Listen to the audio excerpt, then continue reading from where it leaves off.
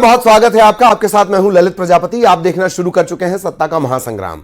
आज महासंग्राम में चर्चा इस बात पर कि आखिर क्यों कांग्रेस बहू की चाह रखने वालों को दुल्हन दे रही है।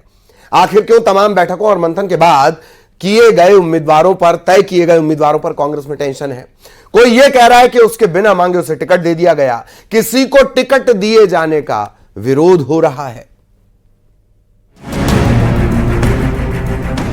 मुझे क्यों टिकट मिला?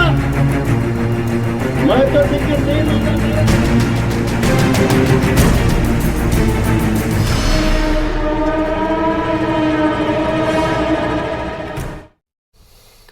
तो कांग्रेस ने काफी मंथन के बाद उम्मीदवारों का ऐलान किया। बस्तर सीट से दीपक बैज का टिकट काटा गया, कवासी लखमा को कैंडिडेट बनाया गया। कवासी लखमा कह रहे थे कि बेटे के लिए टिकट चाहिए, लेकिन पार्टी ने न बैज को टिकट दिया न बेटे को टिकट दिया। टिकट तो लखमा को मिल गया। अब कवासी लखमा खुद पूछ रहे हैं कि आखिर उन्हें टिकट क्यों दिया गया, और कह रहे हैं वो तो डौकी यानी बहू मांगने गए थे, पार्टी ने दुल्हन दे दी।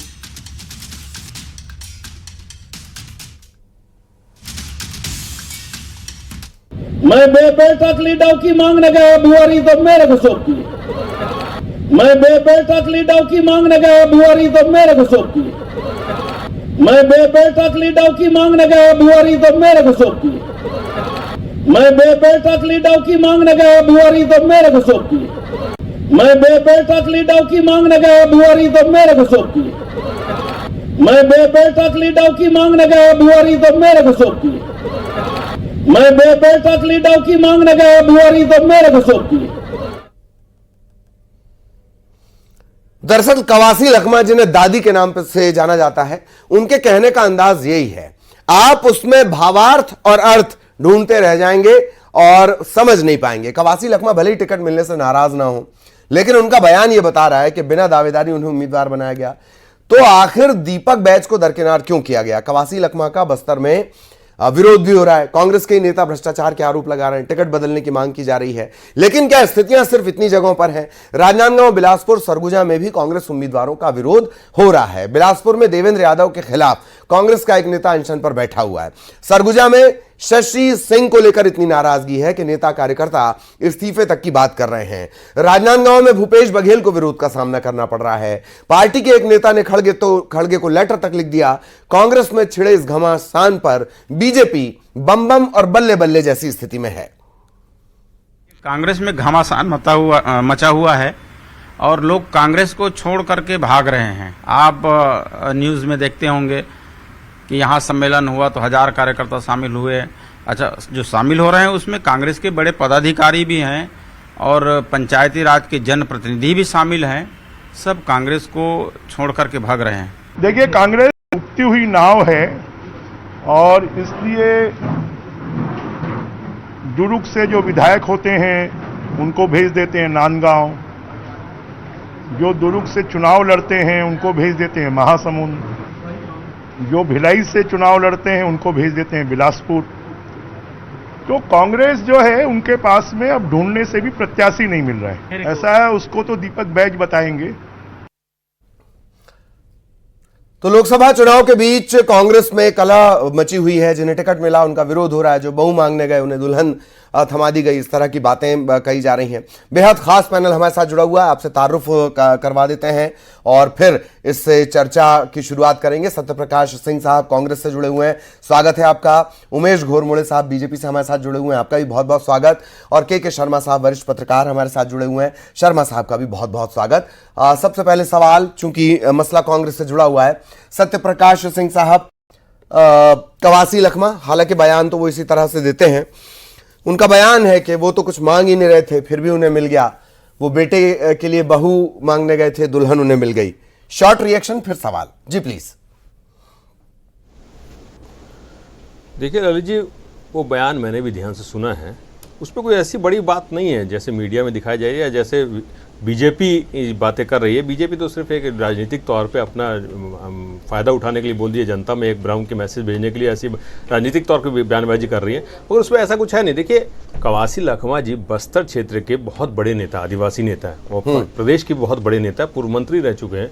तो देखिए वो बड़ा नेता है, बड़ा कद है, उनके सामने इनको बीजेपी को मालूम है कि उनके सामने कोई टिकने वाला नहीं है। सबसे बड़ी बात देखिए साजिश कैसे शुरुआत भी हो गई है। जैसे उनका नाम अनाउंस हुआ उन्होंने बस एक अभी चुनाव प्रचार की शुरुआत ही की थी, एफआईआर दर्ज कर दी जाती है। अगर आपको ऐसा लग रहा है तो एफआईआर क्यों दर्ज की गई, पहली बात। दूसरी बात देखिए उन्होंने जो बात की, ये हर कोई अपनी टिकट की इच्छा रख सकता है, उसमें बड़ी बात तो है नहीं। सही है। उनके जो सुपुत्र है वो बहुत समय से एक निष्ठावान कार्यकर्ता के तौर पे काम कर रहे हैं, पार्टी के साथ जुड़े हुए हैं, निष्ठावान कार्यकर्ता के तौर पे जमीनी स्तर पे काम कर रहे हैं वो, तो उसमें कोई दो राय नहीं है। कोई भी टिकट की इच्छा कर सकता है, मैं भी मांग सकता हूं। हमारा तो एक प्रक्रिया रहती है, ब्लॉक लेवल से लेकर जिला स्तर पे लेकर प्रदेश लेवल तक। देखिए, और अगर आखिरी फैसला कौन करता है, शीर्ष नेतृत्व करता है, सीसी की बैठक होती है, उसमें तय होता है कि कौन चुनाव लड़ेगा, कौन किसको क्या जिम्मेदारी दी जाएगी। और एक और महत्वपूर्ण बात मैं बोलूंगा, कवासी लखमा जी ने जो बात बोली, आपने उसमें गौर किया होगा। संगठनात्मक तौर पर प्रदेश अध्यक्ष दीपक बैज जी हैं, वो बड़े नेता हैं, हम उन्हीं के नेतृत्व में चुनाव लड़ रहे हैं, 11 सीटों जो लोकसभा चुनाव है। उन्होंने उनकी भी तारीफ की और उन्होंने आखिर में क्या बोला है कि हम सब मिलके इस वादा खिलाफी वाली सरकार को, दमनकारी सरकार को, जिसने 10 साल से सिर्फ और सिर्फ प्रताड़ित किया, सिर्फ और सिर्फ वादा खिलाफी की है, उसको हटाने का, उखाड़ फेंकने का हम संकल्प लेते हैं और उनके खिलाफ हम लड़ेंगे। हम सत्ता में आएंगे। बस्तर खास तौर से आदिवासियों को सचेत किया है कि अगर ये सरकार आ गई तो बस्तर में फिर से दमनकारी नीति शुरू हो जाएगी। और जैसे कि स्टील प्लांट की मैं बात कर लूं, वादा खिलाफी चालू हो चुकी है, उन्होंने बोला बेचेगा, मगर क्या प्रक्रिया सब चीज है मैं उस पर जाने नहीं जाऊंगा, इसलिए कोई बड़ी बात नहीं है। अंत में बात यह है कि हम एकजुट है और बीजेपी को मालूम है कि कवासी लखमा जैसे कद्दावर नेता इनके पास वहां पे है नहीं, सिर्फ और सिर्फ डर है, ये कवासी लखमा का डर है, कवासी लखमा जैसे नेतृत्व का डर है। ठीक ठीक, कवासी लखमा साहब के व्यक्तित्व, उनके किरदार का डर है, उनके जिस तरह के वो लीडर हैं। उमेश घोरमुड़े साहब, आपका रिएक्शन, फिर सवाल। देखिए, हम तो प्रारंभ से ही कह रहे थे कि ना सिर्फ बस्तर के अंदर में ना सिर्फ दीपक बैज जी का विषय हो, बल्कि सभी 11 लोकसभा सीटों के अंदर में विधानसभा चुनाव की करारी हार के बाद से ही कांग्रेस को ढूंढे प्रत्याशी नहीं मिल रहा है और जो हैं वो भी लड़ना नहीं चाहते हैं। और शायद इसीलिए बस्तर के अंदर में जिस प्रकार से कवासी लखमा जी के नाम की घोषणा हुई, खैर इनका आंतरिक विषय है जिनके भी नाम की घोषणा हो, लेकिन जिस प्रत्याशी के नाम की घोषणा होती है कवासी लखमा के रूप में, वो अगर स्वयं कहे मुझे टिकट क्यों मिला, मैं तो टिकट मांगा ही नहीं था, दीपक बैज को क्यों नहीं दिया, और तंज भी है अगर मैं उसको देखूं तो वो बड़े नेता हैं, तो दीपक बैज जी कहीं खुद डरे हुए तो नहीं थे, इसलिए उन्होंने टिकट से इनकार कर दिया और कवासी लखमा जी को वहां पर फंसा दिया, क्योंकि वो खुद कह रहा है कवासी लखमा जी कि मैं तो बेटे के लिए मांग रहा था और मुझे फंसा दिया। साहब, ये बात और तो साथ ही साथ कुछ दिन पहले आप कह रहे थे जी कि दीपक बैज और कवासी लखमा आपस में झगड़ रहे हैं, अब आप कह रहे हैं कि नहीं दीपक बैज तो चुनाव नहीं लड़ना चाहते। नहीं, तो वही तो कह रहा हूं ना मैं, वही तो कह रहा हूं मैं, झगड़े का कारण यही तो हो सकता है कि बैज साहब लड़ना ना चाहें और कवासी लखमा साहब को फंसा दें। अब कवासी लखमा साहब अपने पुत्र के लिए टिकट मांग रहे हैं, हो सकता है झगड़े का कारण यही रहा हो। तो हम तो अपनी बात पे आज भी कायम है, लेकिन कवासी लखमा जी के बयान को और गंभीरता से सुने तो यह भी वो साफ तौर पर कह रहे हैं कि लोकसभा में भाजपा का सरकार आएगा, नरेंद्र मोदी जी की सरकार आएगी, विष्णुदेव की सरकार आएगी, ये साफ तौर पर अपने में वो कह रहे हैं। लेकिन खैर, उन्होंने जिस भी लहजे में, जिस भी परिप्रेक्ष्य में इन तमाम बयानों को यहां पर रखा होगा, लेकिन फिर भी भले कांग्रेस के नेता उनके बयान को गंभीरता से ना लें, मैं विपक्षी दल का कार्यकर्ता हूं, हर चुनाव को हम गंभीरता से लेते हैं और विपक्ष के नेता प्रत्याशी होने के नाते हम कवासी लखमा जी के बयान को भी बहुत गंभीरता से लेते हैं।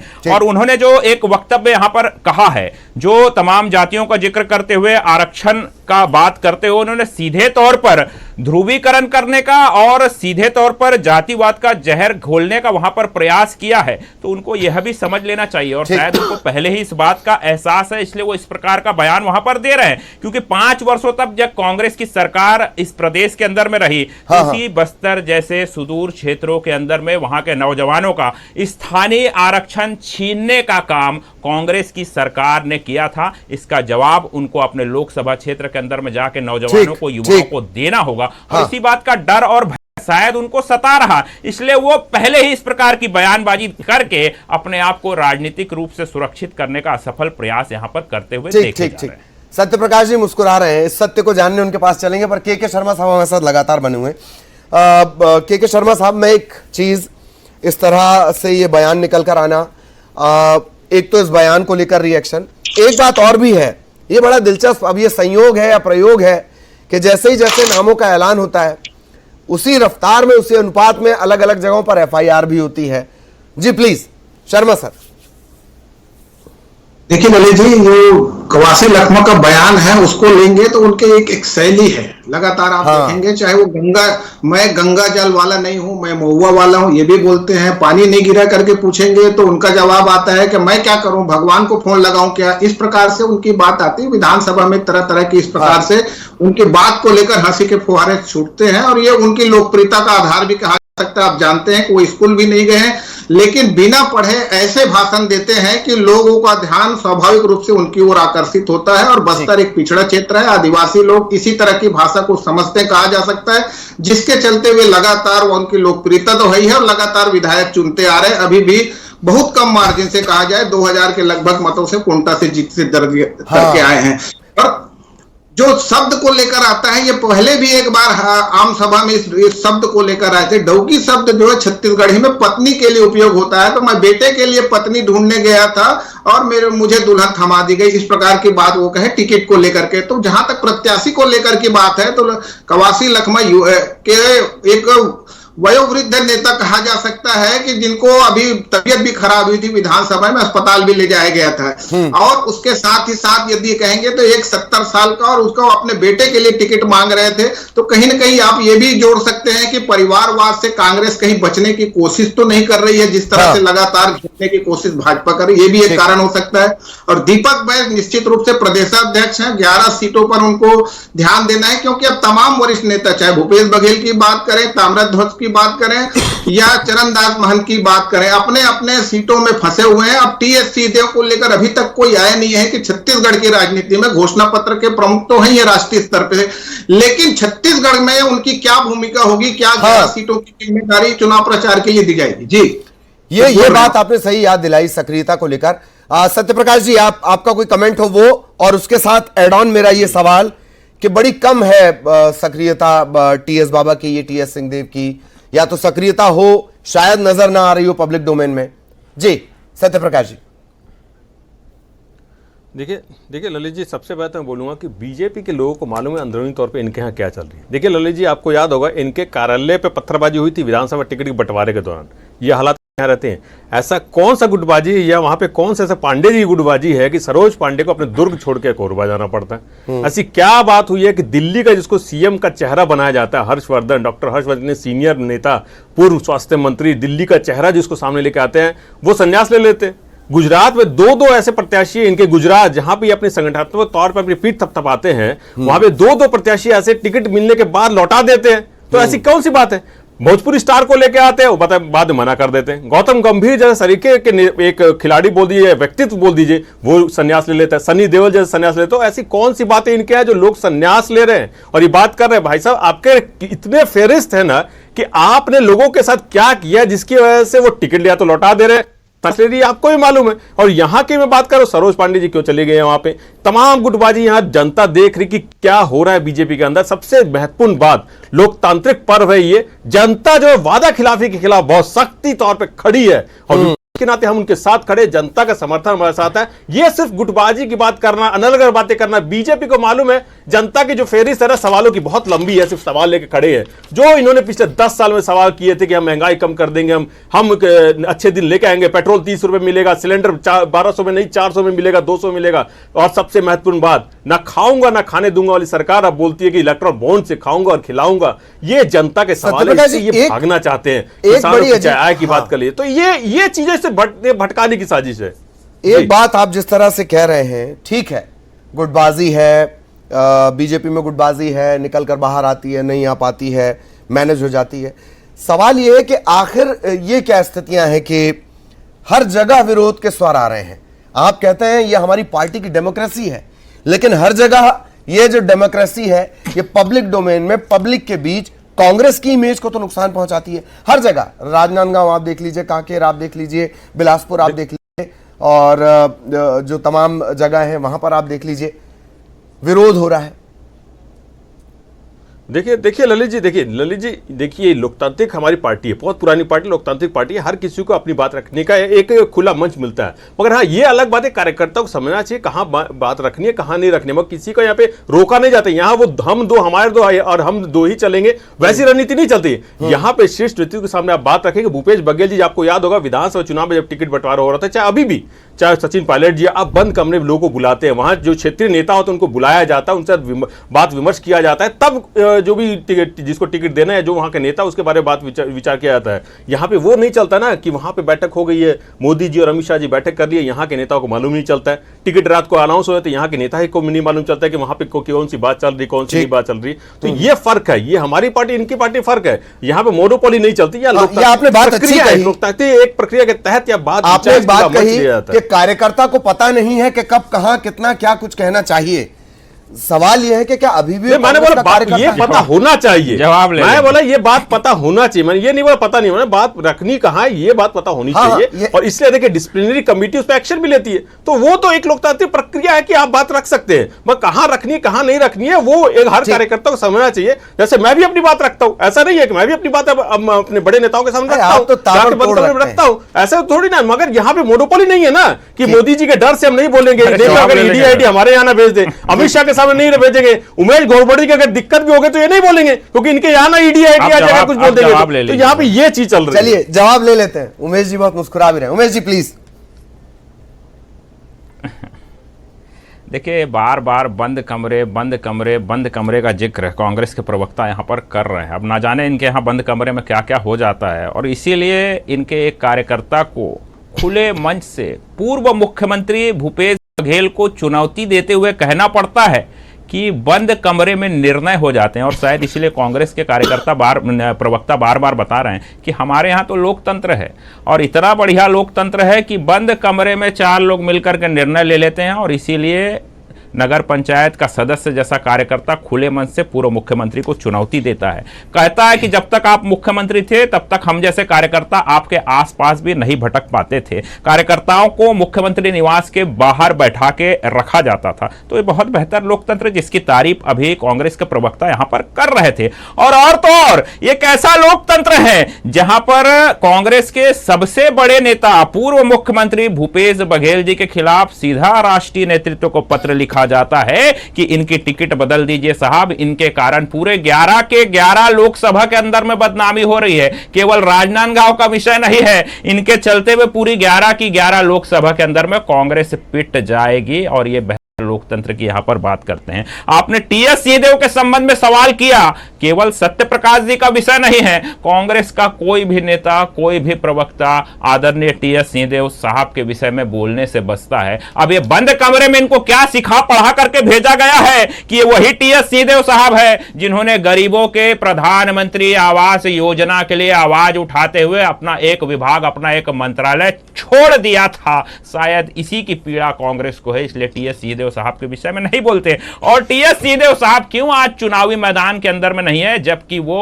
उप मुख्यमंत्री हुआ करते थे कांग्रेस की सरकार में, दूसरे नंबर के सबसे बड़े नेता हुआ करते थे कांग्रेस में। आज कांग्रेस जब विपक्ष में आ गई है उसके बाद से टीएस सिंहदेव साहब का छत्तीसगढ़ में अता पता नहीं है, कहीं कांग्रेस के नेता उनको किनारे तो नहीं लगा रहे हैं। और एक महत्वपूर्ण बात, ये गुटबाजी की बात कर रहे थे, सचिन पायलट का भी जिक्र हुआ, क्यों आपके नेता प्रतिपक्ष आदरणीय चरणदास महंत साहब ने आपके प्रभारी सचिन पायलट के सामने में कहा था कि अब ऐसी स्थिति हो गई है कि कांग्रेस के नेता आपस में नजर मिलाने की स्थिति में नहीं है, और ये हमको गुटबाजी की बात बता रहे हैं। और एक अंत में महत्वपूर्ण बात, ये हमारे प्रत्याशियों के ऊपर सवाल उठा रहे थे, चिंता कर रहे थे। अरे चिंता का विषय तो आपके लिए है साहब कि भारतीय जनता पार्टी की रीति नीति में ऐसी क्या खासियत है कि कांग्रेस के नेता लगातार भारतीय जनता पार्टी में कांग्रेस छोड़ कर आ रहे हैं। इस पर आप चिंतन करिए, बेबुनियाद आरोप लगा करके आप इधर भटकाने का प्रयास करेंगे। अच्छा, मुझे एक नई बात पता चली, चुनाव है और उसमें परिणाम भुगतने के लिए तकरीबन 35 एफआईआर थी,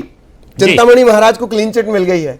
ये एक नई जानकारी मुझे भी अभी अपडेट मिला। मैं आ रहा हूं आपके पास सत्यप्रकाश जी, जवाब सत्यप्रकाश जी। देखिए इन्होंने बोला कि बीजेपी में ऐसी क्या खास बात है। मैं तो बोलता हूं भाई आप सरकार छोड़ दीजिए, मेरे को ही दे दीजिए ना ईडीआईटी, सिर्फ एक दिन के लिए ईडीआईटी दे दीजिए, मेरे में क्या खास बात होगी वो भी सामने आ जाएगी। कैसी कौन सी खास बात है कि बीजेपी के यहाँ तक ये मुख्यमंत्री 55 भी मेरे साल पास का आ अनुभव बोल रहा जाएंगे है। तो ईडीआईटी मेरे को दे दीजिए, मैं दिखाता हूं मेरे में क्या खास बात है। तो ये खास बात है बीजेपी में। तो महत्वपूर्ण बात यही है कि ईडीआईटी, जैसे आपने चिंतामणि महाराज का नाम लिया, मैं बहुत लंबी फहरिस्त आपको गिना देता हूं ललित जी कि कितनी लंबी फहरिस्त अजीत पवार से लेके और नए अभी अशोक चौहान से लेके हेमंत बिस्वा शर्मा से लेके मैं एक एक करके घोटाले के नाम तक गिना सकता हूं, किस पे क्या घोटाला चल रहा था और उस केस का क्या हुआ। अगर आप बोले तो मेरे पास पूरी लंबी फहरिस्त है, हमारे मैं पास फहरिस्त भी पढ़ के लिस्ट है, दिखा देता जीत हूं। तो घोटाला से शुरू दिखता करेंगे। है, तो ये दिखता है कि ईडीआईटी का डर दिखा के नवीन जिंदल, अभी जीत नए घोटाला से भूल गया चालू था, करेंगे। नवीन जिंदल जिनके ऊपर कोल घोटाला वाकई के खुद में आप आरोप भूल गए लगाते थे। हैं और वाकई में आप भूल गए थे। ईडीआईटी चिंता कर लेते उनकी, तो ये नौबत नहीं आती। डर